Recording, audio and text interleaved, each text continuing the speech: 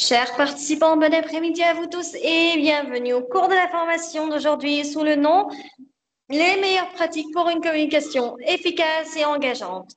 Dans ce cours, vous allez apprendre vous allez prendre conscience de ses propres suppositions en communication, vidéo sur les malentendus en communication, les 7 C en communication, vidéo sur les erreurs à éviter en communication, l'écoute passive et active et sélective en communication.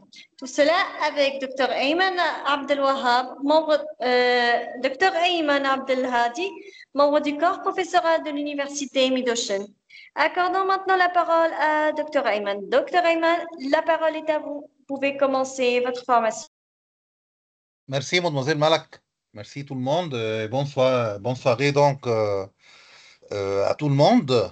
On va, Inch'Allah, aujourd'hui continuer notre atelier de formation sur la communication efficace, comment on peut communiquer comme il faut, efficacement. Aujourd'hui, on va continuer ce qu'on a déjà commencé dans les derniers cours, en commençant par les 7 C de la communication, communiquer efficacement. C'est un texte de manager, Go, donc efficacité personnelle. J'ai déjà eu la licence de l'utiliser. J'ai déjà acheté ce texte, donc. Et ici, c'est la source de référence. Je le cite et je l'utilise dans le commencement de ce cours. Donc, c'est quoi la méthode des 7 C? Notre façon de nous exprimer à l'écrit comme à l'oral détermine la qualité de notre communication. Mots utilisés, temps employé, tournure de phrase, clarté des éléments transmis, cohérence dans notre discours, etc., sont autant d'éléments auxquels il est primordial de prêter attention. Les travailler est en effet indispensable pour communiquer efficacement selon ce texte. Donc, c'est un outil simple qui permet de garder en tête lorsque l'on souhaite communiquer, que ce soit à l'écrit ou à l'oral, les 7 éléments indispensables à un message délivré efficacement. Vous, chers étudiants, vous pouvez toujours les utiliser dans votre vie académique, universitaire, en travaillant avec les collègues, en communiquant, en faisant la communication toujours avec vos professeurs. Il y a les 7 éléments indispensables à tout message communicationnel. Pour être entendu, compris et intégré en un mot efficace doit ainsi être les 7 C: clair, concis, concret, correct, cohérent, complet et courtois. Clair, encore une fois, concis, concret, correct, cohérent, complet et courtois.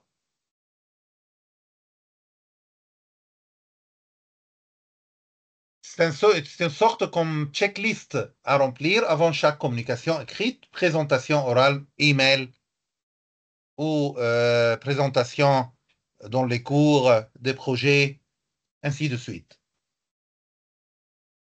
Intérêt de l'outil: utiliser cette méthode permet d'améliorer grandement sa façon de communication à l'écrit comme à l'oral. Donc, elle offre des avantages à différents niveaux, dont une communication fluide, un réel gain de temps, une productivité accrue, des échanges constructifs avec les interlocuteurs, des relations saines avec l'entourage professionnel et une dimension des tensions et conflits très liés trop souvent à des malentendus. Bon, Concernant l'explication de cet élément clé selon fiche pratique de manager, go.com, clarté, le message à transmettre doit être clair, tout simplement. Doit être clair, ça veut dire éviter toute confusion, toute ambiguïté. Il est ainsi important pour l'émetteur du dit message d'utiliser des phrases courtes et de se limiter à une idée par phrase. Donc, phrase courte, une idée par phrase. Ça, c'est très important. Utiliser des phrases courtes, exprimer une idée par phrase. Donc, explicite et non équivoque, ces phrases doivent avoir du sens. Donc, sens explicite. Il ne faut pas laisser les interlocuteurs, il ne faut pas laisser le public auditoire de deviner le sens du message. Donc, le message doit être clair, simple et clair, idée, une seule idée par phrase. Sens explicite et non implicite. L'objectif est que les choses soient claires pour les destinataires. Les destinataires, publics, auditoires, professeurs, collègues, clients, ne doivent pas avoir à essayer de deviner ce dont il est question ou être obligés d'interpréter les mots. La compréhension doit être naturelle et directe.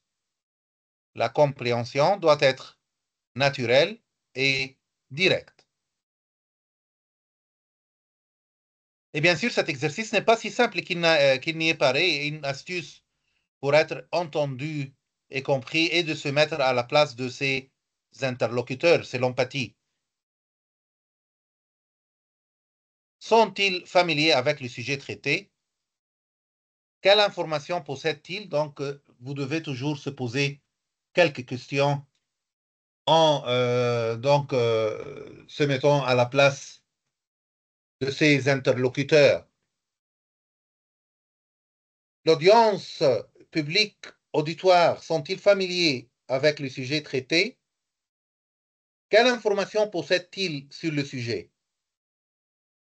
Niveau 0, où ils possèdent quelques informations ou beaucoup d'informations. Et chaque réponse, vous devez s'adapter avec chaque réponse pour mieux communiquer avec ses interlocuteurs. Utilise-t-il le même vocabulaire que celui de l'émetteur? Est-ce que quand je dis, par exemple, un mot, quand je dis, par exemple, école, est-ce que l'école a même sens chez mes interlocuteurs? Et qu'attendent-ils de ce message? Qu'attendent-ils de ce message?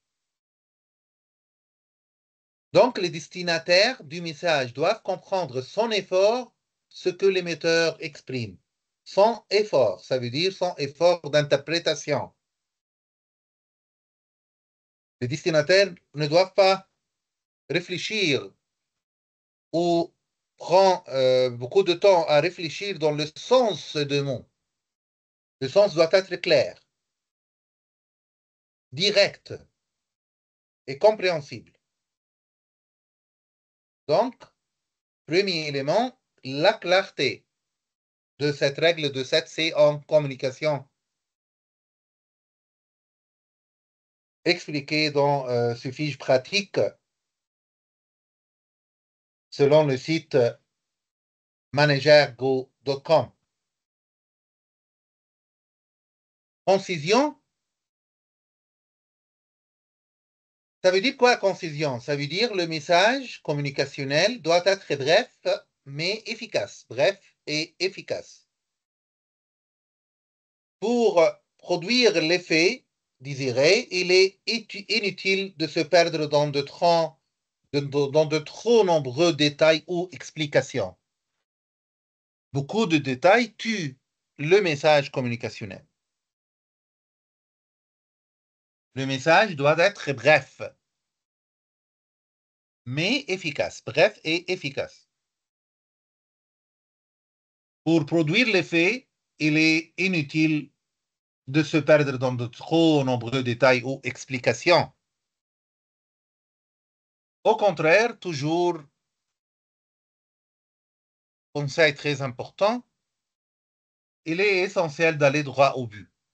Il est essentiel d'aller droit au but. Les phrases doivent rester claires, précises et simples.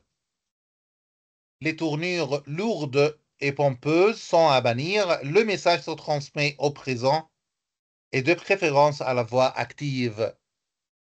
Le nombre de mots utilisés se limite au minimum, ni répétition, ni information inutile qui pourrait venir polluer le message principal.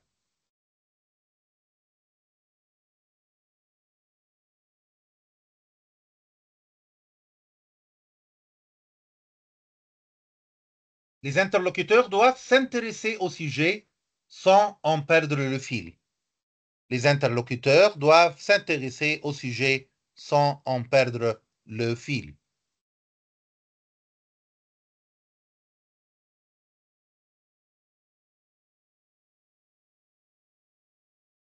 Concrétion, concret. Il s'agit ici d'être factuel et d'utiliser des exemples concrets, chiffrés, fiables et vérifiables. Il s'agit d'être factuel en se basant sur des faits et d'utiliser des exemples concrets, non abstraits, éviter l'abstraction. Il s'agit d'être toujours factuel et d'utiliser des exemples concrets, chiffrés, fiables et vérifiables. L'objectif ici est de capter l'attention de ses interlocuteurs afin qu'ils s'approprient le message et le retiennent plus facilement. Les chances pour l'émetteur d'être entendu et compris sont maximisées si ces propos sont illustrés par des exemples simples mais parlants. Donc, illustration, toujours des exemples simples mais parlants. Les interlocuteurs doivent retenir ce que l'émetteur exprime. Les interlocuteurs doivent retenir ce que l'émetteur exprime.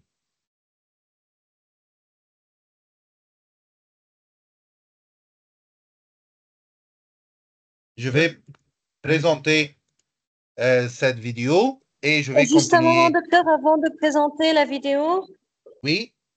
Non, non, ça c'est une vidéo. Donc, j'ai déjà préparé il n'y a pas Ah, de d'accord, problème. d'accord, je comprends. OK.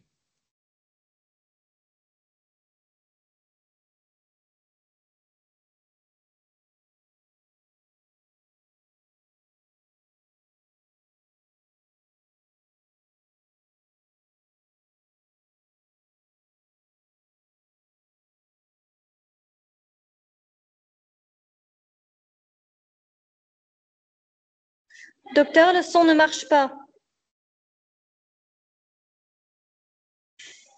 Pardon? Le son ne marche pas. Le son, bon, attends.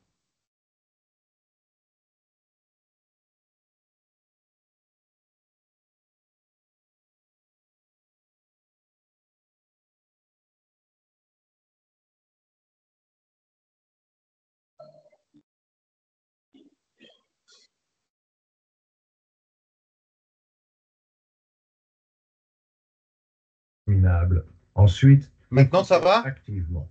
Cela signifie Oui, elle marche être avec merveille. vraiment Si nous pouvons attentif revenir à nouveau car il ne Est-ce que marchait maintenant pas ça le son. va, Malak?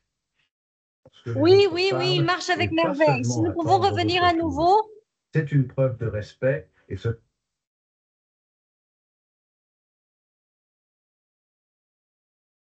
Docteur, il marche. Docteur, il marche avec merveille.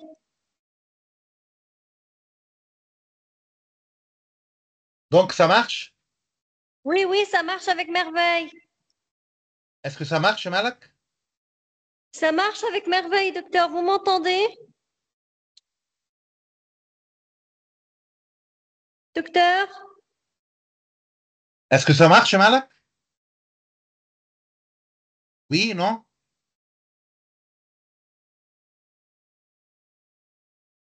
Mademoiselle Malak, tu m'entends?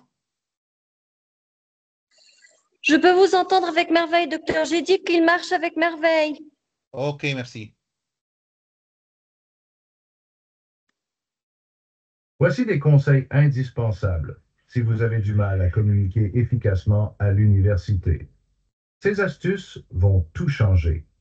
La communication est essentielle pour réussir ses études, que ce soit pour des projets de groupe ou pour interagir avec vos professeurs. Alors, comment améliorer vos compétences? D'abord, soyez clair et concis. Lorsque vous exposez vos idées, allez droit au but. Personne n'a le temps pour des divagations interminables. Ensuite, écoutez activement. Cela signifie être vraiment attentif lorsque les autres parlent et pas seulement attendre votre tour. C'est une preuve de respect et cela vous aide à mieux comprendre. Utilisez le langage corporel. Maintenez le contact visuel. Hochez la tête pour montrer votre accord et n'oubliez pas de sourire. Les signaux non verbaux font une grande différence. Posez des questions. N'hésitez pas à demander des précisions si quelque chose n'est pas clair. Cela démontre votre engagement et votre envie d'apprendre. Enfin, faites preuve d'empathie. Essayez de comprendre les choses du point de vue des autres. Cela permet de construire des relations plus fortes et plus significatives. Communiquer efficacement n'est pas seulement une compétence, c'est votre clé du succès universitaire. Commencez à vous entraîner dès aujourd'hui et voyez votre parcours académique se transformer.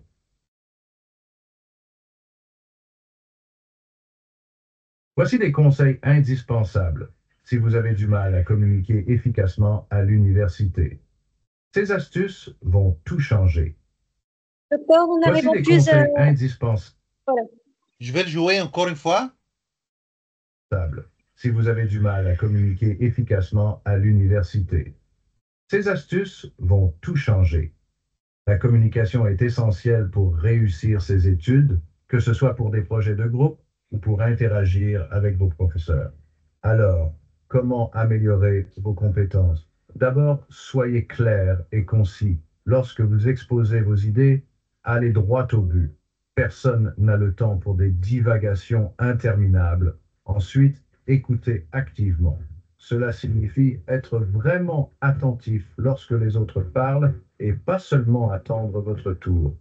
C'est une preuve de respect et cela vous aide à mieux comprendre. Utilisez le langage corporel. Maintenez le contact visuel. Hochez la tête pour montrer votre accord et n'oubliez pas de sourire. Les signaux non verbaux font une grande différence. Posez des questions. N'hésitez pas à demander des précisions si quelque chose n'est pas clair. Cela démontre votre engagement et votre envie d'apprendre. Enfin, faites preuve d'empathie. Essayez de comprendre les choses du point de vue des autres. Cela permet de construire des relations plus fortes et plus significatives. Communiquer efficacement n'est pas seulement une compétence, c'est votre clé du succès universitaire. Commencez à vous entraîner dès aujourd'hui et voyez votre parcours académique se transformer. Bon, je vais continuer.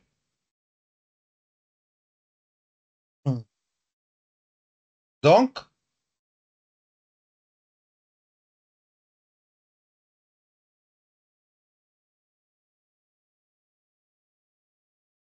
les 7 éléments, toujours, la clarté, la concision, et puis concrétion, être concret, et puis la correction.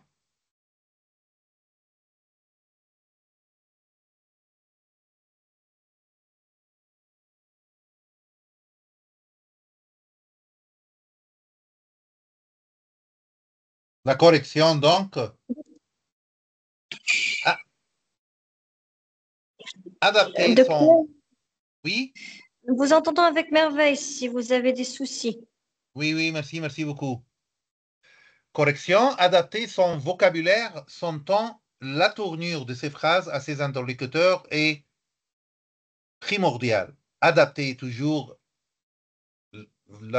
son vocabulaire, son ton, la tournure, selon le contexte toujours. Quand, par exemple, je me sens, comme par exemple maintenant, Mademoiselle Malak m'a aidé à la penser que peut-être je me suis inquiet sur est-ce que ma voix est claire, non.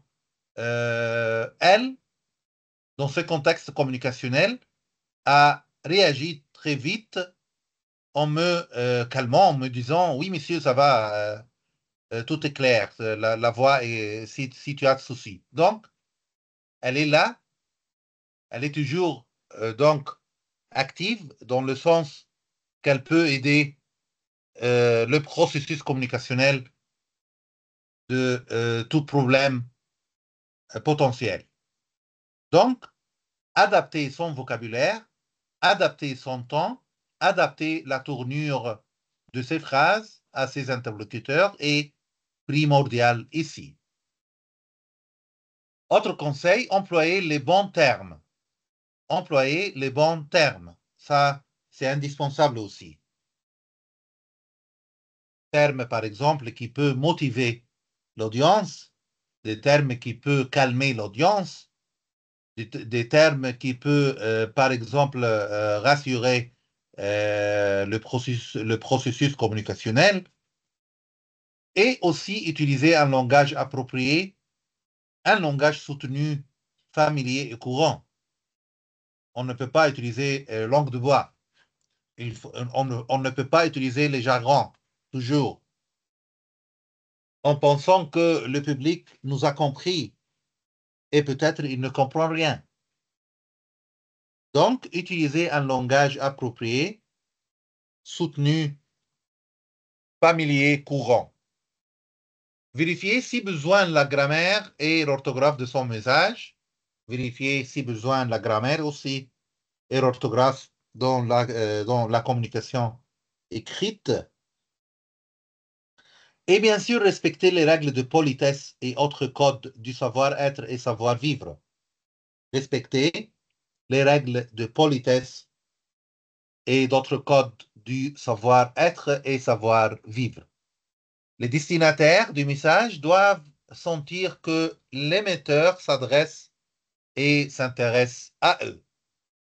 Les destinataires du message doivent sentir que l'émetteur s'adresse et s'intéresse à eux. Cohérence, ça veut dire que ne pas se disperser dans toutes les directions. Ne pas se disperser dans toutes les directions. Rester cohérent dans la façon de diffuser son message afin d'être le plus convaincant possible. Rester cohérent, ça veut dire rester logique dans ton discours. Il ne faut pas parler dans 5, 6, 7 points en même temps. Il faut donc se concentrer sur un sujet, une idée et le travail comme il faut. Rester cohérent. Les informations délivrées doivent se suivre de manière logique et se référer au sujet principal toujours. Les informations délivrées doivent se suivre de manière logique et se référer au sujet principal. Les interlocuteurs ne doivent pas perdre le fil. Les interlocuteurs ne doivent pas perdre le fil. Ça veut dire ici, en tant qu'émetteur, nous devons toujours garder ce fil conducteur dans notre discours. Un fil conducteur qui, comme il joue le rôle ici, il fait une liaison, une relation logique entre toutes les parties du discours. Donc, il est ainsi essentiel d'être méthodique dans la structure de son message, être méthodique dans la structure de son message. Les interlocuteurs doivent aisément suivre le discours délivré, écrit ou oral, et être convaincus par ce que dit l'émetteur. Les interlocuteurs doivent aisément suivre le discours délivré, écrit ou oral, et être convaincus par ce qui dit l'émetteur. Puis, complétude, faire preuve de compétence et donner toutes les informations utiles à ses interlocuteurs. Faites preuve de compétence et donner toutes les informations utiles à ses interlocuteurs. Donc, ça veut dire être exhaustif, sans pour autant noyer son auditoire d'informations. Prendre du recul et se mettre à la place des récepteurs du message. Tous n'ont pas nécessairement les mêmes connaissances de base que l'émetteur. Donc, le public, l'audience, les destinataires n'ont pas nécessairement les mêmes connaissances de base que l'émetteur. Donc, l'émetteur doit s'adapter toujours avec leurs connaissances. Il faut qu'il travaille très bien, qu'il essaye de trouver est-ce qu'il y a des différences entre le public au niveau de connaissances ou pas, pour s'adapter toujours à... parce que, par exemple, les étudiants ils ne sont pas nécessairement les mêmes connaissances de base, les mêmes motivations même. Il faut l'émetteur, il faut le professeur, sache que peut-être un étudiant, ça va pas. Il faut faire attention à tout le monde, donc. Il faut s'assurer qu'il possède bien tous les éléments importants une fois le message passé. Les destinataires du message doivent recevoir toutes les informations nécessaires. Les destinataires, ça veut dire tous les destinataires du message doivent recevoir toutes les informations nécessaires. Et finalement, courtoisie, faire preuve d'empathie, d'authenticité, d'ouverture, de politesse et de positivité. Personnaliser les salutations. Personnaliser les salutations. Il n'a pas dans le sens, oui, nous devons respecter les codes de protocole de politesse, mais il faut personnaliser les salutations. Il n'y a pas de problème. Adapter les formules de politesse en cas de communication écrite aussi. Adopter une gestuelle ouverte et détenue en cas de présentation orale. Adopter une gestuelle ouverte et détenue en cas de présentation orale. Et c'est très important aussi, les interlocuteurs doivent se sentir importants et respectés. C'est quelques règles très importantes à retenir ici, selon fiche pratique de managergo.com. Il faut savoir que les destinataires du message doivent comprendre son effort, ce que l'émetteur exprime.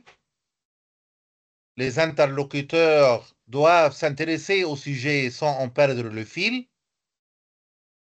Les interlocuteurs doivent retenir ce que l'émetteur exprime. Les destinataires du message doivent sentir que l'émetteur s'adresse à eux et s'intéresse à eux. Les interlocuteurs doivent aisément suivre le discours délivré, écrit ou oral et être convaincus par ce que dit l'émetteur. Les destinataires du message doivent recevoir toutes les informations nécessaires. Les interlocuteurs doivent se sentir importants et respectés.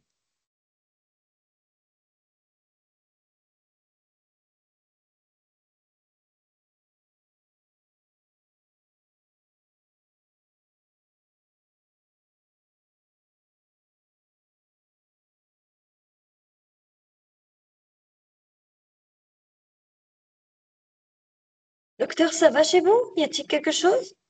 Non, ça va, tout va bien. Je cherche quelque chose seulement. Merci, D'accord, mademoiselle Mao. pas de souci, je suis à votre disposition. Merci beaucoup, c'est gentil. Merci.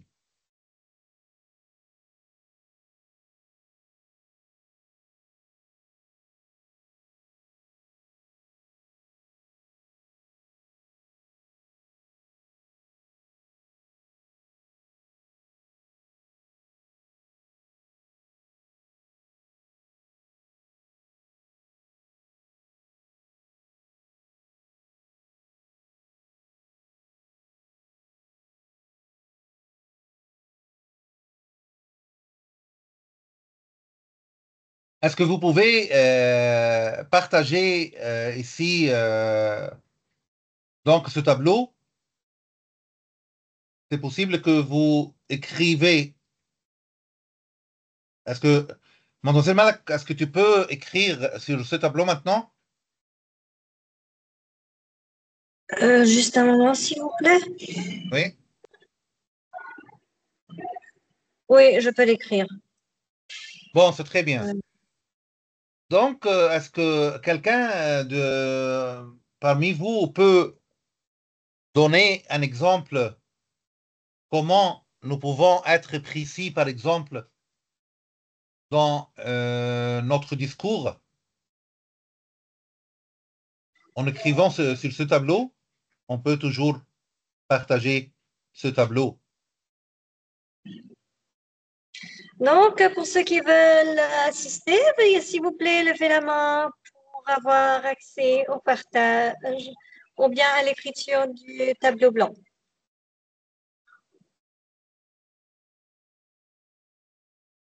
Donc, docteur, si c'est possible de clarifier qu'est-ce qu'ils doivent écrire. J'aimerais entendre non seulement écrire, comment on peut, par exemple, être précis, concis dans notre discours communicationnel. Peut-être quelqu'un nous donne un exemple.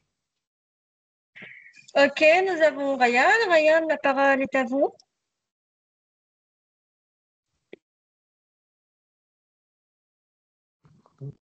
Merci, madame. Si j'ai bien compris, donner un exemple d'être clair dans une situation. Oui, oui, Ryan, D'accord. Pour moi, par effectivement. exemple, je pense que la façon, parmi les façons, c'est d'essayer d'utiliser, de donner des exemples avec la vie courante des interlocuteurs. Oui, c'est très bien. Si Ça veut par, dire, si par exemple, tu veux expliquer une distance que ça prend 40 kilomètres, peut-être que la personne que tu lui parles, il ne connaît même pas 40 kilomètres, ça veut dire quoi, mais tu le dis exactement d'un endroit qu'il connaît, que c'est de la distance d'un tel point A que tu connais pour arriver à un tel point B. Donc lui, puisqu'il connaît cet lieu, donc il va faire référence que voilà, 40 kilomètres, c'est telle distance, donc j'aurai telle fatigue, par exemple. effectivement, Donc, tout à fait. voilà, des situations comme ça, je pense que la personne va bien comprendre la situation au lieu d'utiliser deux mots très techniques. Exactement, Ryan. Ça veut dire être concret, donner des exemples, Voilà. illustrations avec des exemples de la vie courante d'audience du public, donc des destinataires, au lieu de dire quelque chose d'abstrait comme ça, non. Il faut illustrer notre discours toujours avec des exemples de la vie quotidienne, par exemple. C'est très bien. Bon, quoi aussi, comment on peut utiliser au niveau des mots et expressions précis, par exemple? Comme Ryan nous a bien mentionné, par exemple, au lieu de dire beaucoup, il faut donner un chiffre 5 fois, 10 fois, 15 fois, 20 fois. Hein? D'accord. Au lieu de dire, par exemple, préférez toujours les termes techniques, évitez les termes techniques et vagues. Au lieu, par exemple, de dire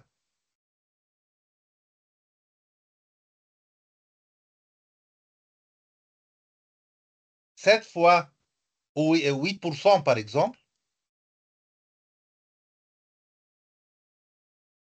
nous devons écrire 8% au lieu de dire, par exemple, une hausse importante. Hausse importante, c'est vague. Mais illustrer le discours avec des chiffres exacts et aussi donner des exemples concrets. Quelqu'un d'autre peut nous aider ici?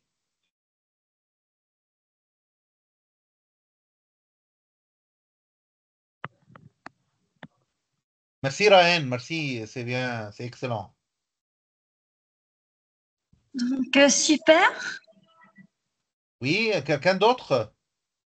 Pour ceux qui veulent participer, vous pouvez lever la main pour avoir la parole. Ou encore écrire sur le tableau blanc. Oui. Il est très important aussi, chers étudiants, d'utiliser dans vos discours ce qu'on appelle la narration. Style narration.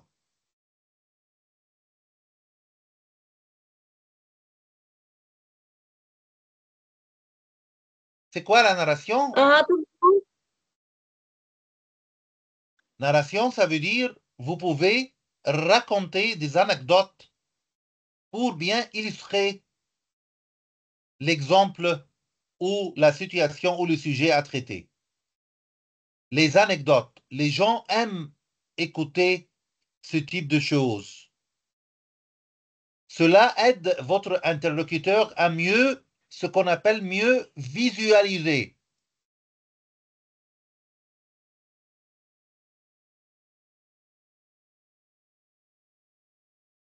Visualiser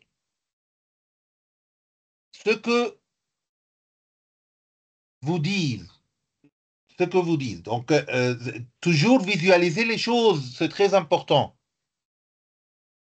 Cela aide votre interlocuteur à mieux comprendre ce dont vous parlez. Donc, visualiser, utiliser les anecdotes.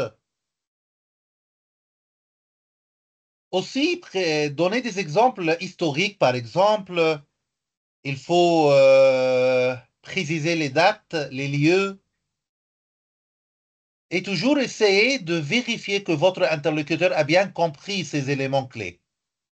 Il faut toujours vérifier. Aussi, c'est très important d'utiliser ce qu'on appelle les transitions. Les transitions dans le discours, les transitions.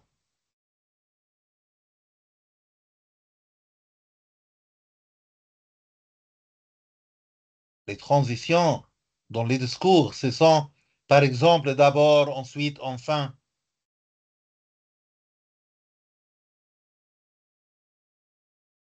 Donc, c'est très important de penser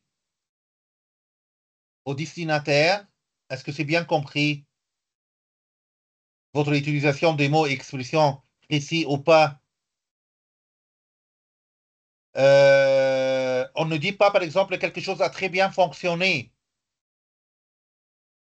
Oui, il faut dire ça, mais mentionner ça, comment il était extrêmement réussi, avec un taux de quoi, satisfaction de quoi. Donc, clarifier toujours les détails importants et structurer le discours aussi. Ce qui est très important aussi, mes chers étudiants, il faut poser des questions de clarification. Avez-vous bien compris? Puis-je revenir sur le montant de quelque chose? J'espère que ces exemples vous aident à mieux visualiser. Donc, il faut toujours poser des questions de clarification, ce qu'on appelle des questions de clarification.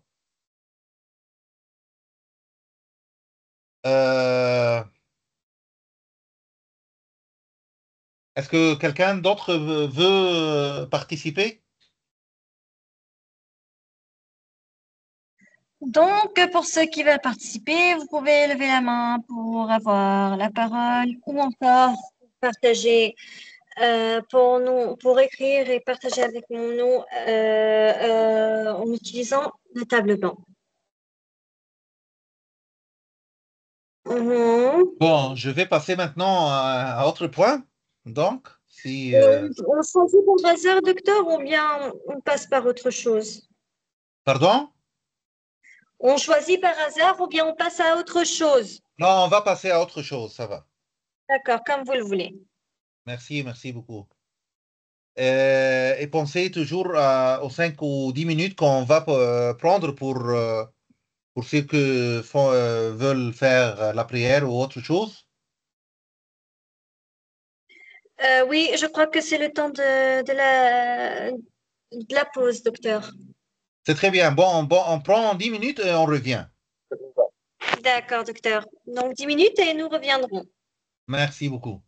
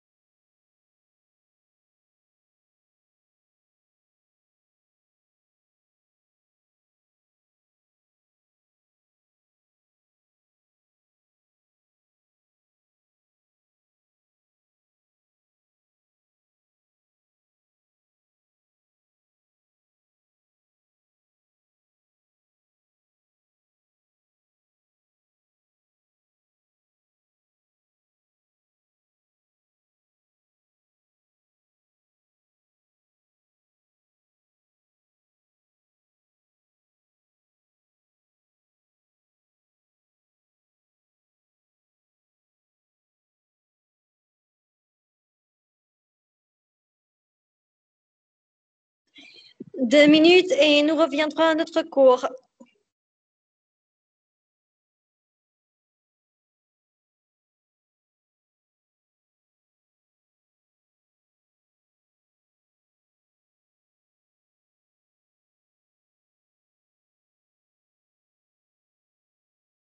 Ok, mademoiselle Malak.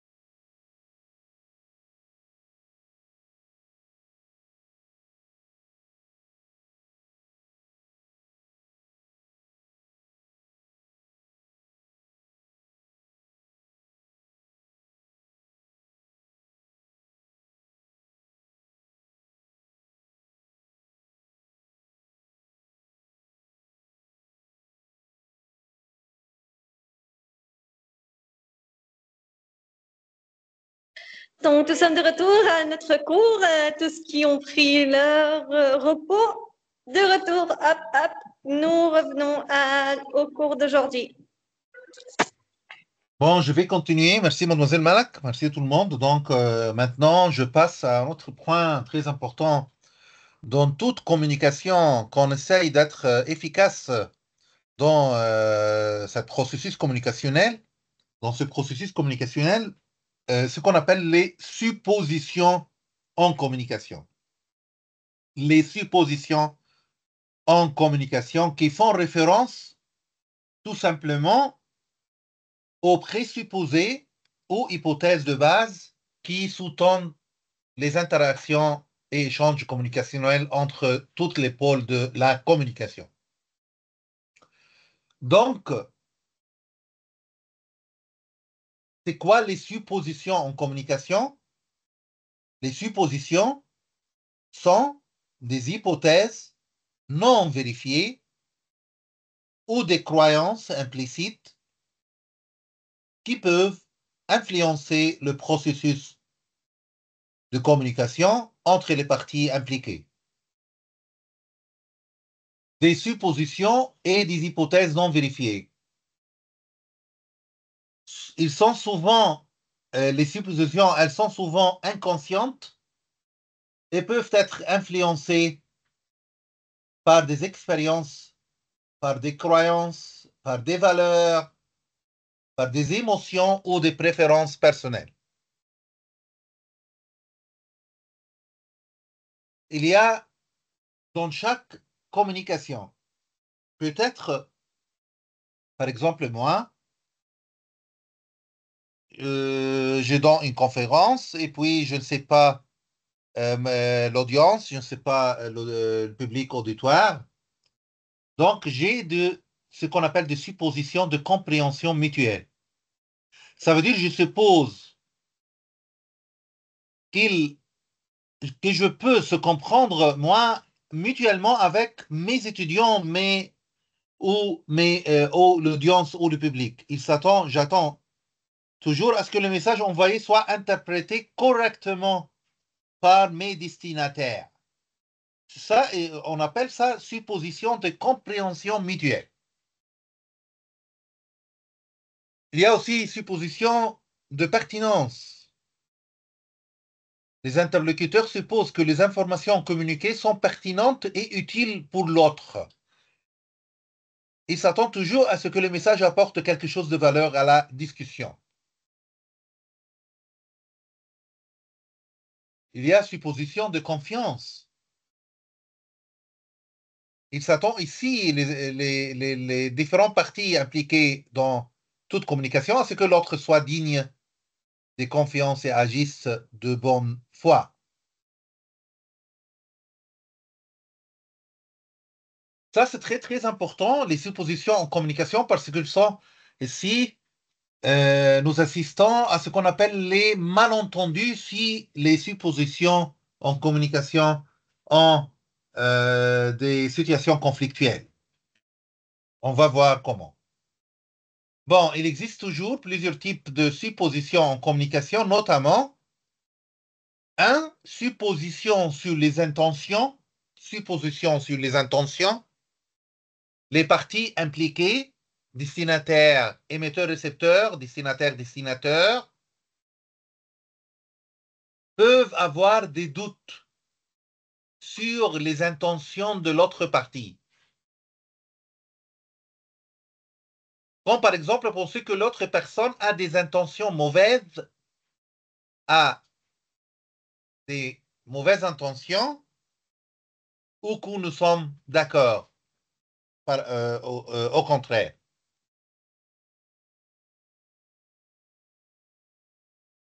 Il y a supposition sur les connaissances. Les parties concernées peuvent envisager les connaissances et les compétences de l'autre personne. Par exemple, en supposant qu'une personne est experte dans un domaine ou qu'elle ne comprend pas un tel concept ou une telle notion. Supposition sur les connaissances. Il y a aussi des suppositions sur les motivations.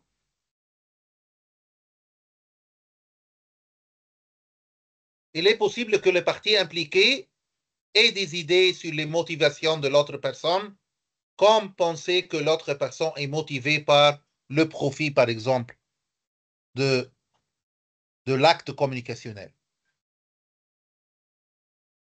Il y a aussi les suppositions sur les besoins. Il est possible que les parties impliquées d'avoir des suppositions sur les besoins et les attentes de l'autre personne, comme penser que l'autre personne a besoin d'aide ou de soutien.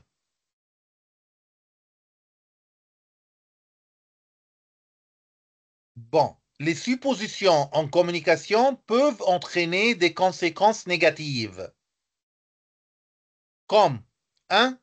La confusion et la méprise peuvent survenir lorsque les personnes impliquées ont des interprétations divergentes de ce que l'autre personne a dit ou a fait en raison de leur supposition. On voit dans ces schémas graphiques, donc, il y a une barrière entre les gens.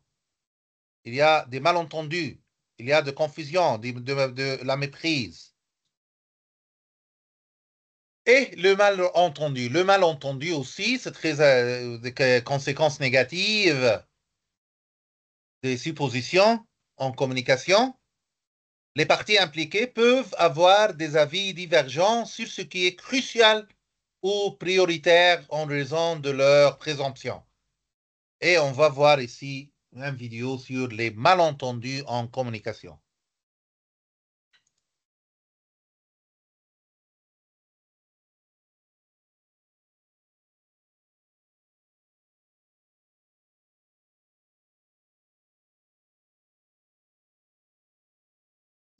Docteur, nous n'arrivons pas à entendre la vidéo.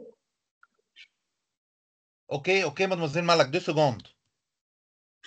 Pas de souci, docteur. Il faut changer toujours le setting de l'audio. 2 secondes.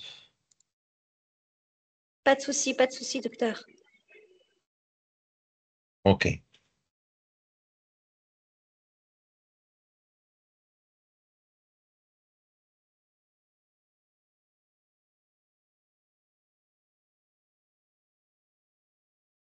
Le bien traduction française.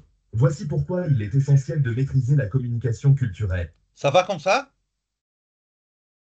Oui, il marche avec merveille.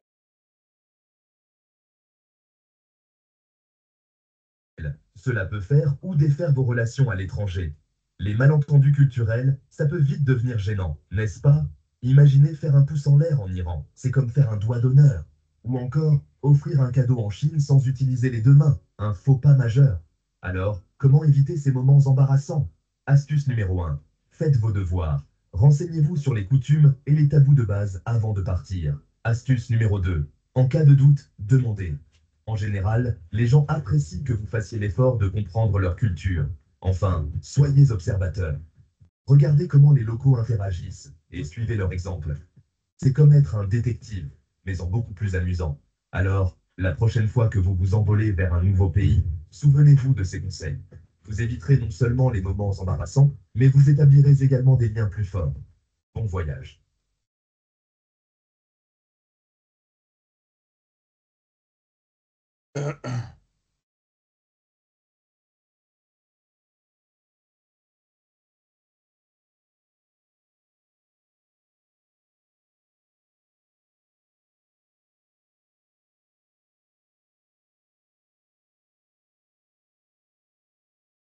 Bon, je vais continuer.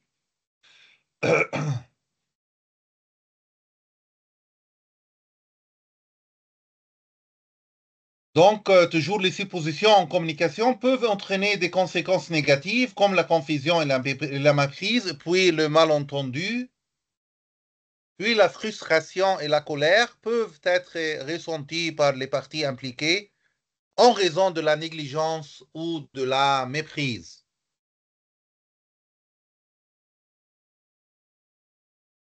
Il y a des obstacles ici, des barrières en ce qui concerne le problème communicationnel qu'on peut y avoir. Il y a la barrière de la langue dans la communication. C'est une difficulté ou un obstacle qui se pose lorsque les gens qui parlent des langues différentes tentent d'interagir. Cela peut empêcher les gens de se comprendre et conduire à des malentendus, à la frustration et même à des conflits. Un manque de connaissance de la langue de l'autre personne ou un manque de maîtrise des deux langues peut causer cette barrière linguistique. Il y a aussi les barrières environnementales physiques font référence à toute limitation physique qui peut perturber le processus de communication. Des exemples comprennent le bruit, un éclairage médiocre, la distance entre les orateurs et les obstacles physiques aussi entre eux. Et ces obstacles liés aussi comprennent des défis technologiques tels qu'une mauvaise réception du signal sur les téléphones mobiles ou un manque d'accès à la technologie, y compris Internet et ordinateurs. Il y a les obstacles barrières émotionnelles. La communication est entravée par une barrière psychologique qui empêche les individus de communiquer pleinement leurs émotions ou sentiments. Le manque de confiance, la peur de la vulnérabilité ou la difficulté à comprendre le point de vue de l'autre personne peuvent être à l'origine de cela. Cher étudiant, est-ce que quelqu'un d'entre vous peut me donner des exemples en ce qui concerne les obstacles communicationnels, les barrières émotionnelles ou les barrières physiques ou même les barrières linguistiques? Est-ce que j'aimerais que vous participez avec moi, si c'est possible?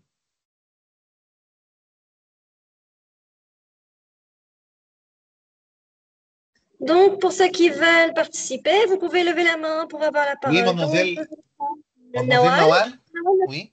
faites à vous. Bonsoir. Merci Bonsoir. pour ce cours intéressant. Merci beaucoup. Je pense que pour les obstacles à la communication, on peut trouver la timidité qui constitue l'un des obstacles majeurs, je pense. Parce Très que bien. même si une personne, des fois, connaît la réponse ou sait communiquer, mais elle est timide, elle a toujours la peur et la frustration. Oui, très bien. La timidité. Oui. Oui, tout à fait. Aussi, la peur de faire des fautes d'orthographe ou le niveau moyen de langue, de connaissance de la langue. Connaissance de la langue, oui, exactement.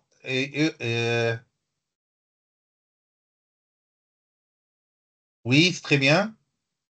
Donc Oui. ici, Nawal nous a mentionné, Oui. il y a tout d'abord la timidité qui empêche la communication. Oui, tout à fait. Et puis aussi, il y a des barrières linguistiques, peur de faute de grammaire, d'orthographe, Oui. dans la communication écrite, oui, tout à fait, tout à fait. Et Merci, mademoiselle. aussi, Oui, je vous en prie, et aussi la peur de l'autre, de la de l'autre. personne, voilà, Oui, la peur de de, l'autre, ça, c'est très important. Notamment si, par exemple, l'autre est dans position de dominant ou de de, pouvoir ou quelque chose comme ça. de force, oui, c'est ça. C'est très bien. Très bien. Merci, merci beaucoup. Quelque chose d'autre, mademoiselle Nawal? Euh, c'est bon, je pense que c'est bon. Merci. C'est très bien. Je vous en prie, toujours. Il y a Merci. aussi, merci beaucoup, c'est excellent. Oustouh, euh, l'humiliation, la déstabilisation, la négation, tout à fait. Tout à fait. Ce sont toujours des éléments très, très négatifs en ce qui concerne qui peut empêcher toute communication efficace. Quand les gens se sentent humiliés, la négation, la déstabilisation. Oui. Il y a d'autres. Donc, nous avons également Hassani qui a levé la main. Hassani, la Oui, parole est à Hassani. vous. Hassani, Bonsoir. Bonsoir. Bonsoir, Bon, Hassani. on- nous pouvons citer également le manque de confiance. Manque de confiance. Oui, Le manque de confiance en soi. oui, tout à fait. Cela revient de la timidité. Bon, je ne suis pas hors sujet. Les bruits, par exemple, un haut-parleur dans un endroit où il y a une communication, par exemple, ça peut embrouiller.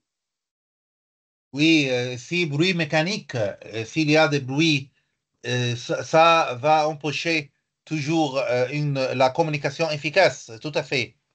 Euh, donc, il y a ici bruit, ça veut dire dans le sens mécanique.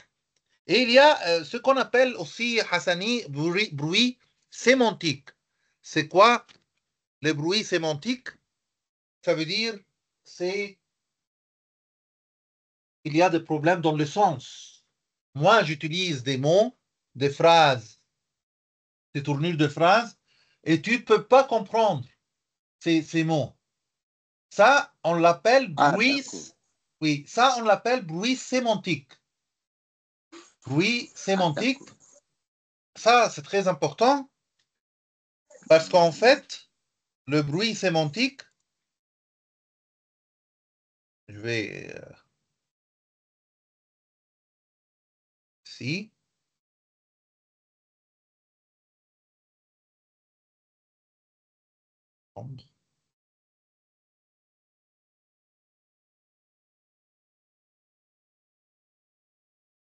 Bruit sémantique, ça veut dire ici le sens, il y a un problème au niveau du sens. Problème au niveau du sens ici. Ça, bruit sémantique. Par contre, bruit mécanique, ça veut dire s'il y a des signaux de haut-parleur, la voix, ça ne marche pas, ce sont toujours des bruits sémantiques. Très bien, merci beaucoup, Hasni. Et puis, il y a Anis. Oui, nous allons passer aux participants Anis. Anix, la parole est à Anix. vous. Merci beaucoup pour la parole. Merci beaucoup aussi, monsieur, pour ce cours très intéressant qui est bien expliqué. Merci beaucoup, Anix. Pour répondre à cette question, je peux dire qu'il y a aussi l'anxiété sociale parce que nous voyons de nos jours, certaines personnes éprouvent souvent une grande anxiété lorsqu'elles se trouvent au centre de l'attention des gens ou bien du public. Il y a aussi le manque d'expérience, la distraction interne, manque de professionnalisme, on peut dire ça, et la mauvaise gestion du temps et la méconnaissance du sujet. Parce qu'une fois que la personne n'a pas maîtrisé son sujet, il y a une forte chance qu'une fois qu'il est devant son public, il aura une peur. Oui, tout à fait. Méconnaissance. Et aussi, il y a aussi manque d'expérience et méconnaissance. Très bien, Anix. Et quoi d'autre? La peur de jugement. Ah, ça c'est très important. Peur. Ça c'est très important. Tout à fait, Anix. Peur du jugement. La peur du jugement. Tu sais, il y a une théorie qu'on appelle spirale du silence. C'est-à-dire la crainte. Oui, il y a une. Oui, il y a une. Tout à fait. Il y a une théorie qu'on appelle spirale du silence. Théorie en communication, théorie communicationnelle. Ça veut dire quoi cette théorie? Ça veut dire quand un homme, un individu, il veut s'exprimer son point de vue sur un tel sujet, mais il sait très bien qu'il est unique dans ce point de vue et tout le monde adopte un autre point de vue. Lui, il prend la décision de ne s'exprimer pas son point de vue et d'adopter les autres points de vue parce il a peur du jugement. Il a peur d'être nié, d'être rejeté de la communauté. Donc, tout à fait, Anix, je suis tout à fait d'accord avec toi. Manque d'expérience, méconnaissance, peur du jugement, tous ces éléments peuvent entraver toute communication efficace. Merci beaucoup. Je vous en prie. Très bien. Et Ryan, tu peux ajouter quelque chose si tu veux?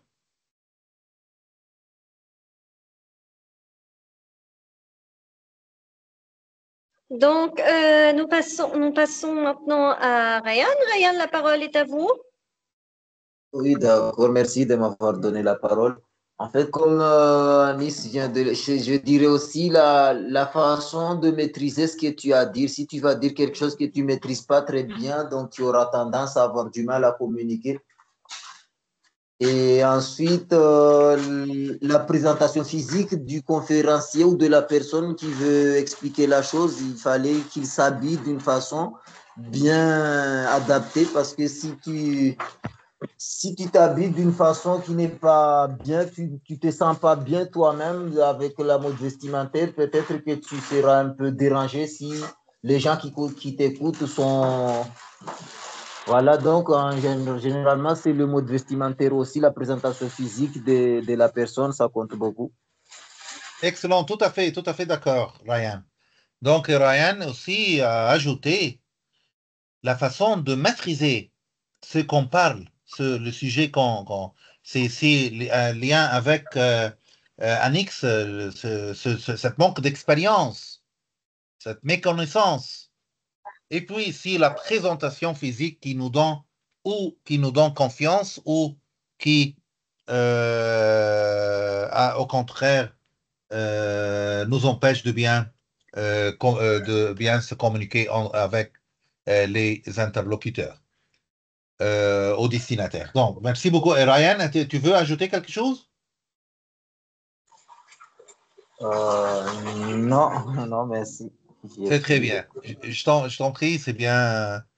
Merci beaucoup pour cette participation de tout le monde. Je l'apprécie très bien.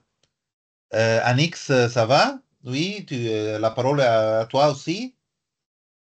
Nous revenons vers Anix. Anix, la parole est à vous. Merci. Monsieur, vous avez parlé des tournures lourdes, je ne sais pas exactement la partie, mais je vous ai entendu parler de ça. Vous avez dit des tournures lourdes à bannir. Des tournures libres, comment? Et je voulais poser juste la question à comprendre comment éviter les tournures libres, c'est-à-dire les phrases, c'est-à-dire vous voulez dire les phrases maladroites lorsqu'on s'exprime ou bien, je n'ai pas compris ce que vous voulez vraiment dire. Oui, oui, c'est Ah, très bien, Ryan. Ce que je veux dire, tu dois utiliser des termes simples,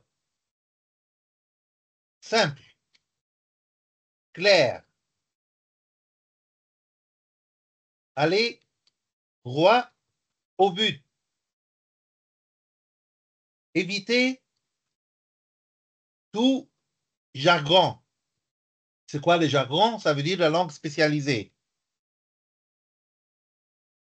Langue spécialisée, tout le monde ne peut pas comprendre la langue spécialisée. Il faut simplifier les choses. Tournure simple, ça veut dire il ne faut pas utiliser des phrases, longues phrases, et puis des locutions, des adverbes, et puis des conjonctions. Ça va empêcher l'attention. Tu ne peux pas capter l'attention des interlocuteurs quand tu utilises des tournures compliquées. Tournure linguistique, ça veut dire compliqué. Il faut aller droit au but, utiliser des termes très simples, il n'y a pas de problème. Et comme ça, le public va comprendre ce que tu veux dire. C'est bon? oh oui, c'est bon, c'est bon. Parfois, il faut aussi éviter les termes redondants ou bien. Oui, les redondances, très bien. De répéter les phrases, de répéter même les noms des gens, les positions de noms des gens. Il faut toujours s'adapter avec le public en utilisant toujours des termes simples et clairs et concis. Donc, il y a ces barrières émotionnelles, il y a aussi des barrières culturelles. Les obstacles culturels à la communication résident dans les variations de langue, de coutumes et de croyances entre des individus de cultures ou de sociétés différentes. Et ces barrières peuvent entraver la communication entre les individus, ce qui peut causer des malentendus et des incompréhensions. Et maintenant, je passe aux exemples de six positions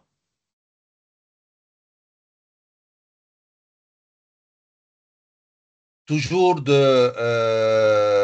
en se basant sur l'ouvrage de Bernstein, ce qu'on appelle communiquer efficacement pour les nuls, ça veut dire pour tout le monde. Ici,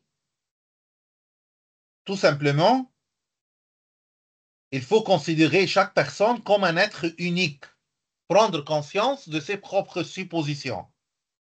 Bien que les suppositions soient un élément naturel du processus de pensée de l'être humain, vous ne devez conserver que celles que vous émettez consciemment pour tisser des relations harmonieuses avec l'autre.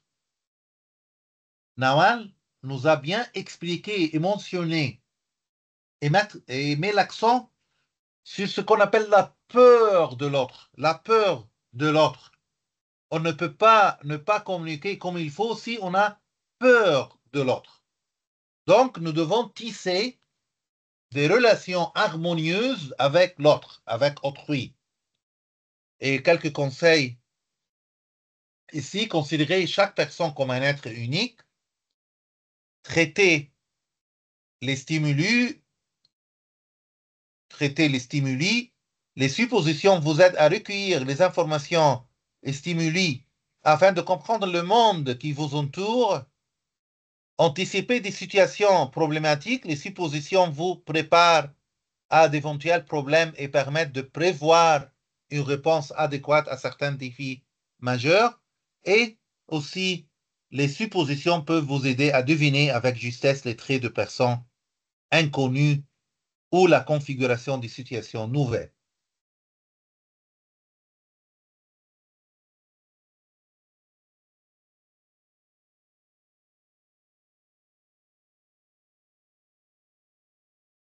Commencez par écouter. Écoutez les gens jusqu'au bout. Posez des questions et voyez si vous avez compris une fois que votre interlocuteur a fini de transmettre son message. Et lorsque, ça c'est très important chez l'étudiant, lorsqu'un élément semble contraire à votre opinion, évitez de réagir immédiatement en faisant une remarque négative ou en signifiant votre désaccord. Comme l'autre fois, le dernier cours, j'ai déjà expliqué comment on peut faire ça par l'utilisation des phrases comme oui, je vois ce que tu veux dire, mais oui, peut-être tu as raison, mais je pense que, hein? Mais il ne faut pas dire non, non, non, non, non, non, ça ne va pas. Non, ça, c'est une grande erreur. On ne peut pas dire ça. On ne peut pas être agressif dans notre feedback si quelqu'un semble contraire à notre opinion. Et aussi éviter de généraliser. Ça, c'est très important. Les généralisations sur les personnes prennent souvent la forme de remarques empreintes de stéréotypes. On ne généralise pas. Moi, je ne peux pas dire, par exemple, dans ma classe, que tout le monde ne me prête pas attention. Non, je ne peux pas généraliser. Communiquer d'abord, agir ensuite. Tant de tâches nécessitent de corporer et d'agir de concret, de concert avec les autres, qu'il vaut mieux consulter les parties prenantes afin de veiller à ce que tout le monde soit sur la même longueur d'onde. Ça, c'est une expression très importante. Tout le monde soit sur la même longueur d'onde significative. Hein? Tout le monde comprend le sens des mots comme il faut. Et faire la supposition la moins risquée. Quand vous travaillez avec les autres, la tactique la moins risquée consiste à partir du principe qu'ils sont bien intentionnés. Hein? Et éviter toujours la théorie du complot,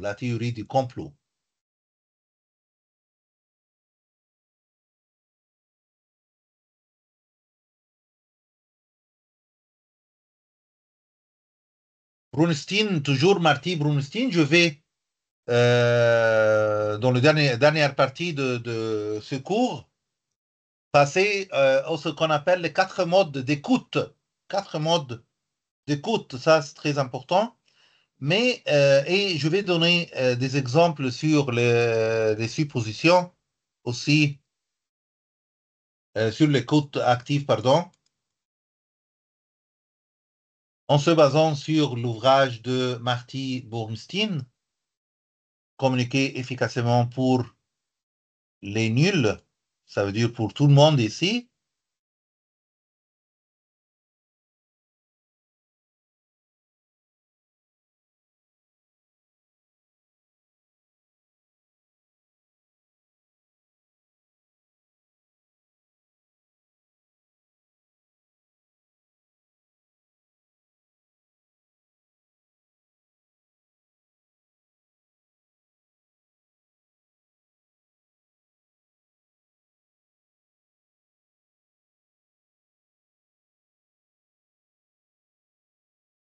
Ici, je vais citer et évoquer ce que déjà rédigé et écrit Marty et Bornstein en donnant des exemples concrets, ce qu'on appelle la communication stérile.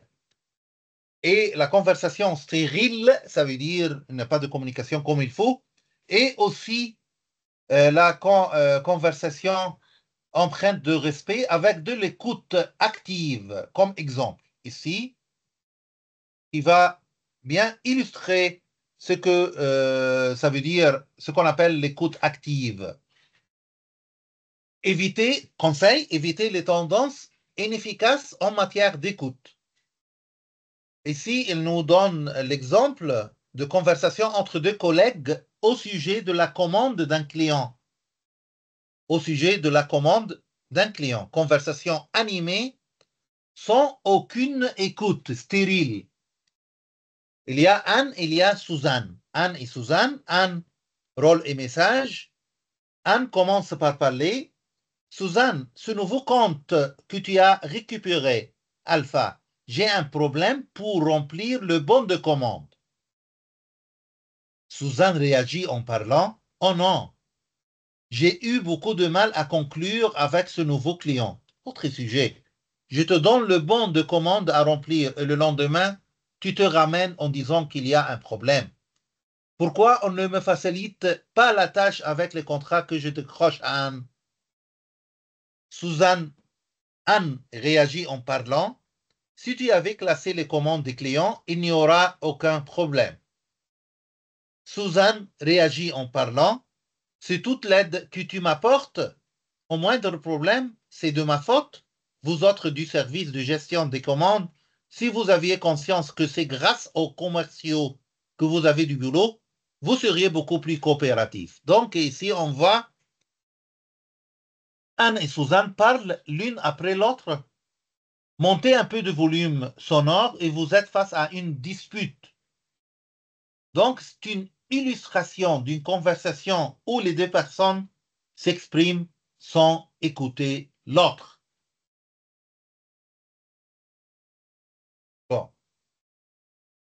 On va voir comment cette conversation peut se transformer à une conversation empreinte de respect avec de l'écoute active. Écoute active. Très bien. Anne et Suzanne toujours commencent Anne par parler.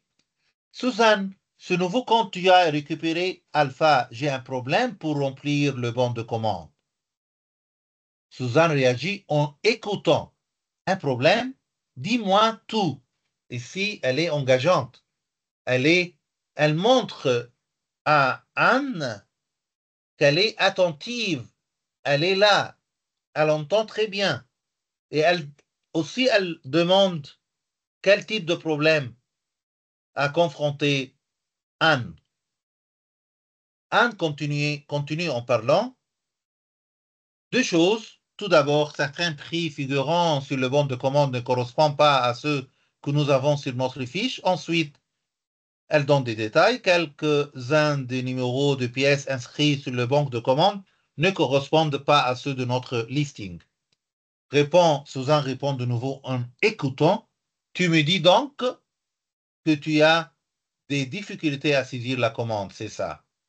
Donc, elle est très attentive et elle a su très bien le problème et elle répond de façon engageante aussi. Confirme en parlant, Anne ici confirme en parlant, puis écoute, exactement, tu peux nous aider. Et Suzanne prend la parole, laisse-moi jeter un œil aux éléments en question sur le bon de commande et ainsi de suite. Répond en écoutant Henri, on dirait que tu as un plan et ainsi de suite. Il y a une conversation empreinte, pleine de respect et de l'écoute active. Donc, c'est plus efficace ici. Les deux personnes sont tour à tour dans le rôle de celle qui parle et de celle qui écoute.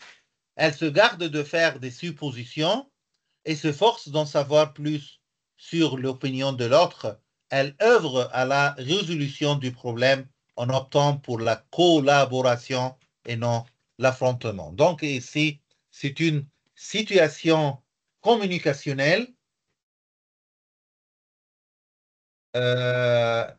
c'est une situation communicationnelle de coopération et non de conflit. Comme on voit ici, situation collaboration.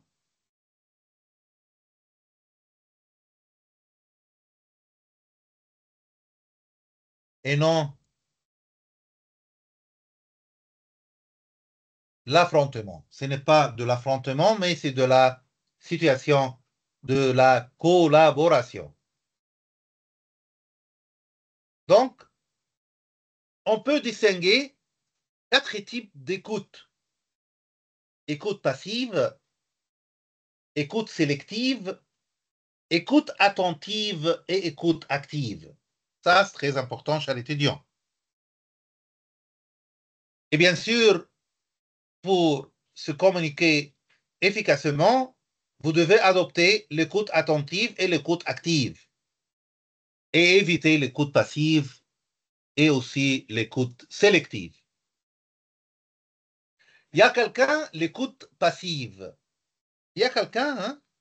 Ça veut dire, comme quelqu'un un an en train de parler, et il n'y a aucune réponse, et il y a tout le monde, il y a ce silence. Et puis, il pose la question. Il y a quelqu'un ici, hein? Il y a quelqu'un? Ça veut dire, c'est un environnement d'écoute passive. L'écoute passive est couramment employée. La personne qui écoute est présente, mais fournit un retour verbal minimaliste. Et voici des comportements habituellement affichés par les personnes écoutant de manière passive. Il garde contact visuel avec la personne qui parle, oui. Oui, parfois, parfois, il y a, quand je suis en train d'expliquer dans la classe, il y a des étudiants qui gardent toujours les contacts visuels, mais je peux dire que dans certains moments, ils ne m'écoutent pas, mais ils gardent ce contact visuel. Visage plutôt sans expression. Visage, pourquoi? Parce que le contact visuel, oui, il te regarde, mais il ne t'entend pas, il ne t'écoute pas. Donc, son visage reste sans expression. Fait de temps en temps un signe affirmatif de la tête pour faire semblant qu'il est là, qu'il est attentif. Accuse de temps en temps réception verbalement du message à coup de surtout au téléphone. Bon, d'où vient ici, comme le montrent ces comportements, la personne qui écoute est bien avec celle qui parle, mais alimente très peu la conversation. Lorsque vous êtes dans la peau de la personne qui parle, vous vous retrouvez un peu seul. Parler à un auditeur passif est assez agaçant. Et d'où vient cette habitude de l'écoute passive? C'est en grande partie lié toujours des raisons. Par exemple, il y a beaucoup enfants dans la même classe. On utilise toujours calmez-vous, écoutez, taisez-vous, les enfants sont gentils, mais il ne faut pas qu'ils parlent. Donc, premier type, ici, c'est il y a quelqu'un, l'écoute passive. Il y a aussi satisfaire ses souhaits et non ses besoins. L'écoute sélective, ça veut dire public satisfait ses souhaits et non ses besoins. L'écoute sélective est presque aussi courante que l'écoute passive. Il s'agit d'entendre ce que l'on veut. Ça veut dire, j'entends ce que je veux, je n'entends pas ce que je ne veux pas. Il y a une sélection ici. Dans le cas où le message vous convient, vous pouvez vous montrer plus impliqué et compréhensif. Mais lorsque vous ne tenez pas à entendre le message qui vous parvient, vous avez tendance à faire la sourde oreille ou à vous contenter de réagir. Autrement dit, selon Bernstein, la dette de l'écoute sélective ne fait pas toujours les efforts qu'il faut. Un auditeur sélectif affiche le comportement suivant selon elle, montre des signes de désintéressement, regarde ailleurs, reste laisse là silencieux à ne rien faire, réagit de manière très émotionnelle, ça veut dire se met sur la défensive ou conteste tout, coupe la parole à la personne qui parle, change de sujet, pose une question sur un thème qui touche l'intérêt personnel, parfois sous forme d'un interrogatoire qui n'est pas en rapport avec le message de son interlocuteur. Et donc, il est facile de tomber dans le piège de l'écoute sélective. Donc, il faut faire attention, chers étudiants, de ne pas tomber dans l'écoute sélective. Les émotions et les préjugés sont parfois réveillés par ce que dit l'interlocuteur. C'est ça le piège. Les gens adoptent une écoute sélective, non pas seulement en fonction de la teneur du message, mais également selon l'identité de leur interlocuteur. Il y a maintenant, je passe aux approches attentives, écoute attentive, ça capter l'effet. L'écoute attentive, donc c'est ma conseil à vous ici, pour bien communiquer d'une façon efficace. Un adepte de l'écoute attentive est plus efficace qu'un auditeur passif ou sélectif, car il est plus impliqué et porte moins de jugement à la fois verbalement et non verbalement. Regarde, ce sont les comportements de ceux qui adoptent l'approche attentive.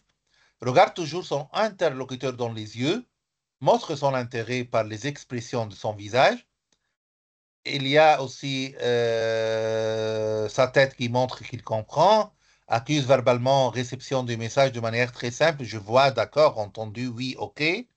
Soulève des questions pour favoriser l'expression du message, pose des questions demandant un approfondissement du message. Il y a ici une équation à adopter. Fait plus émotion, ça veut dire sens du message. Le message peut être divisé en deux parties, l'effet ou le contenu d'une part et les sentiments ou émotions d'autre part qui construisent le sens. Ça veut dire, nous comprenons le sens du message. On va comprendre ce sens du message en comprenant toujours l'effet et on a aussi senti les émotions. L'écoute attentive est centrée sur le contenu entendu dans le message. Ces faits sont la partie la plus tangible du message. Les émotions ont tendance à ressortir plus distinctement à travers le comportement non verbal. Toujours les émotions s'exprimer par des comportements non verbaux. Et puis, capter et confirmer le message, l'écoute active. Donc, l'approche attentive, puis l'écoute active. Ça, donc, le haut niveau, le haut degré de l'écoute, c'est une écoute réactive ou réflexive.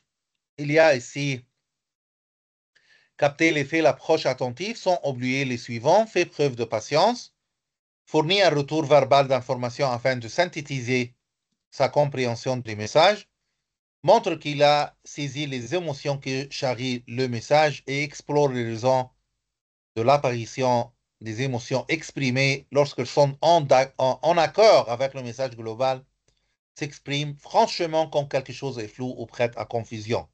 Ici, l'écoute active, lorsque vous écoutez activement, vous saisissez l'intégralité du message, à savoir les faits et les sentiments. Quand Nawal et Hassine et Anix et Ryan ont participé avec moi et autres, ils ont adopté cette écoute active puisqu'ils ont participé et aussi en ce sens, il y a cette réciprocité, hein?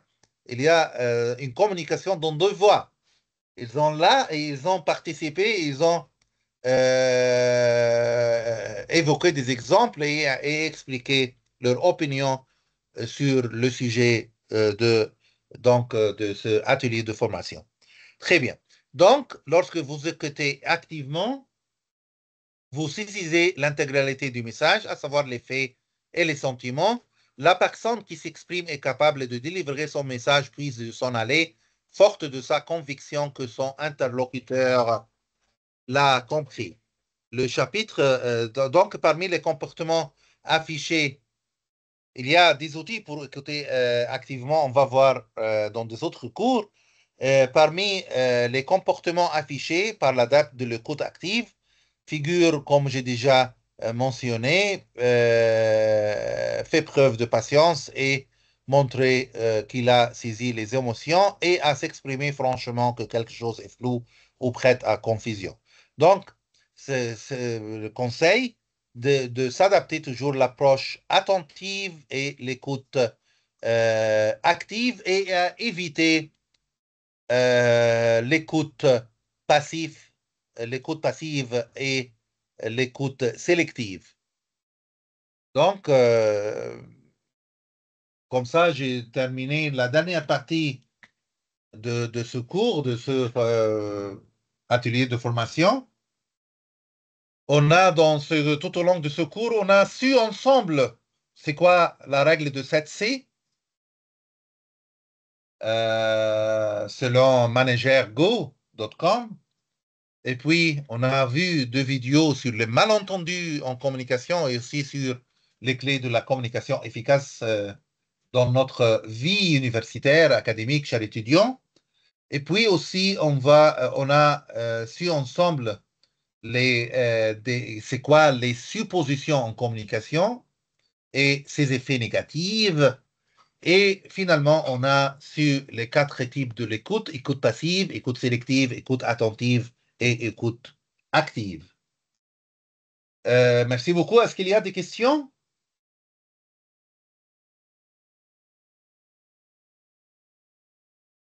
Chers étudiants, est-ce que vous avez des questions?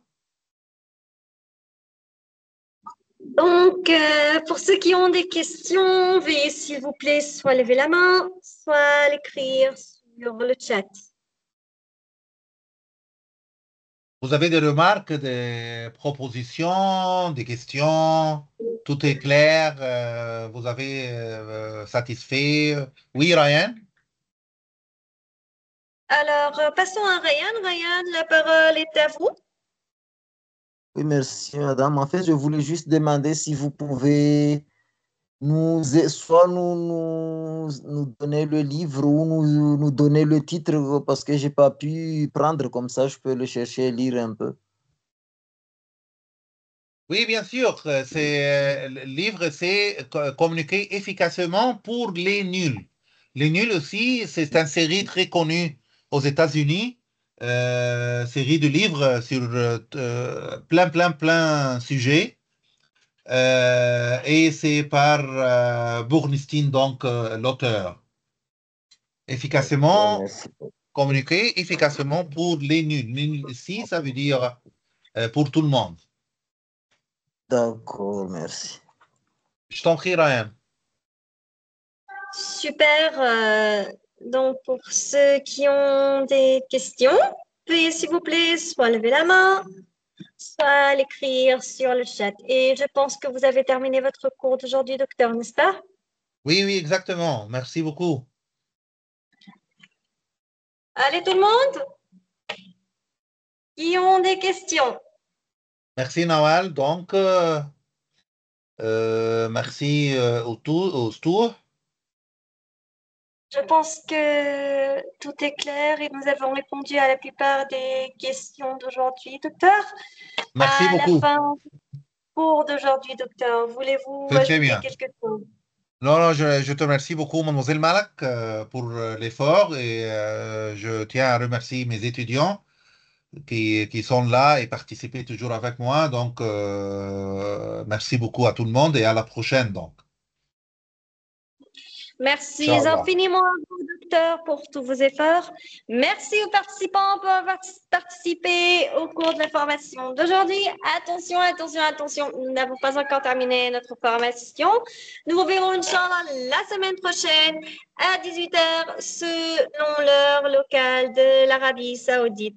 Vous pouvez également suivre les dernières actualités concernant les séminaires, formations, ateliers, concours et l'inscription au programme d'études de l'université via le compte officiel de l'université sur Facebook, le groupe WhatsApp des activités étudiants ou encore le site web. Merci à vous tous. Nous verrons Inch'Allah la semaine prochaine ou encore demain avec le panel de discussion de préparation à l'examen du DELF, gestion de la performance stratégique ou encore le dernier cours de la formation de Python pour Machine Learning. Et vous avez également appris à programmer en Java, marketing digital, les outils d'analyse du marché, Microsoft 365 pour les utilisateurs finaux. Découvrez les librairies Python et plein d'autres activités qui viendront bientôt. Merci à vous tous. Nous vous souhaitons une excellente soirée. Au revoir. Au revoir, merci beaucoup.